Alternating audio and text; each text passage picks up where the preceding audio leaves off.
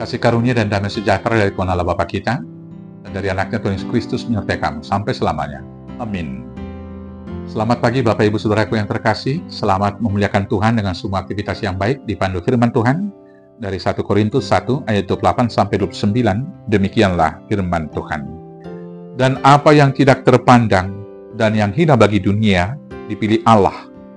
Bahkan apa yang tidak berarti dipilih Allah untuk meniadakan apa yang berarti, supaya jangan ada seorang manusia pun yang memegahkan diri di hadapan Allah. Demikianlah firman Tuhan. Jemaat Tuhan yang terkasih dalam Yesus Kristus, kerajaan Allah adalah kerajaan yang sungsang. Rancangannya sering berbanding terbalik dengan rancangan manusia, seperti yang dikatakan firman Tuhan di dalam Yesaya 55 ayat 8 sampai dengan ayat 9 demikian. Sebab rancanganku bukanlah rancanganmu, dan jalanmu bukanlah jalanku, demikianlah firman Tuhan. Seperti tingginya langit dari bumi, demikianlah tingginya jalanku dari jalanmu, dan rancanganku dari rancanganmu. Demikianlah rancangan keselamatan dilanjutkan dan dilakukan oleh Tuhan di dalam jalan salib, yang tidak dapat dipahami oleh akal pikiran manusia secara umum. Dalam jalan salib, Allah hadir menjadi manusia di dalam diri Yesus Kristus, menderita sengsara, dan kemudian disalibkan, dan mati, dikuburkan, tetapi bangkit kembali, dan naik ke surga, dan memerintah di sana. Jalan ini kemudian menjadi jalan yang dikritisi. Untuk apa harus mati kalau Tuhan berkuasa? Bukankah Allah dapat memerintahkan satu firman saja, dan semua dosa dapat diselamatkan? Demikianlah yang diucapkan banyak manusia. Maka karena itulah berita tentang salib menjadi olok-olok bagi manusia yang tidak dapat menerima jalan Tuhan tersebut. Sebagaimana yang dikatakan dalam 1 Korintus 1 ayat 18 demikian. Sebab pemberitaan tentang salib memang adalah kebodohan bagi mereka yang akan binasa. Tetapi bagi kita yang diselamatkan, pemberitaan itu adalah kekuatan Allah. Dalam peristiwa salib, Allah mematikan kepintaran dan hikmat orang-orang pintar di dunia.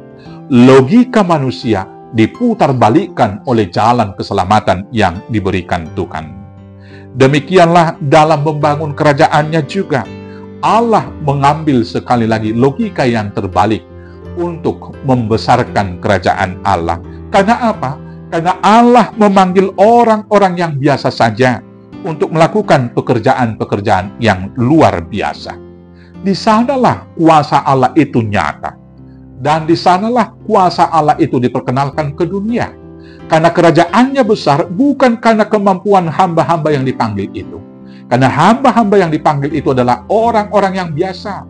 Orang-orang yang tidak berguna, tetapi didayagunakan oleh Tuhan, diperlengkapi oleh Tuhan, dimampukan oleh Tuhan. Maka karena itulah dari 12 murid yang bukan orang terpandang di zamannya dapat mengubah dunia menjadi pengikut Kristus hingga pada saat ini. Orang-orang biasa tersebut yang saya katakan tadi diperlengkapi, dimampukan, dan juga diberkati oleh Tuhan.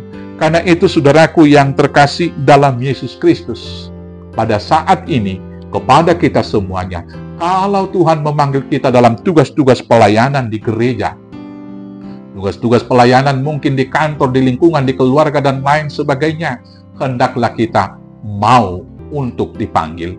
Karena Tuhan memanggil siapa yang mau, bukan siapa yang mampu.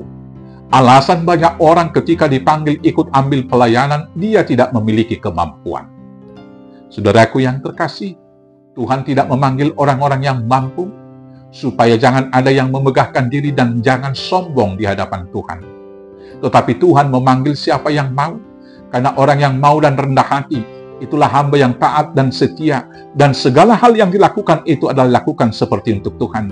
Dan segala hal yang dilakukan itu hanya untuk satu tujuan, menyenangkan dan memuliakan nama Tuhan.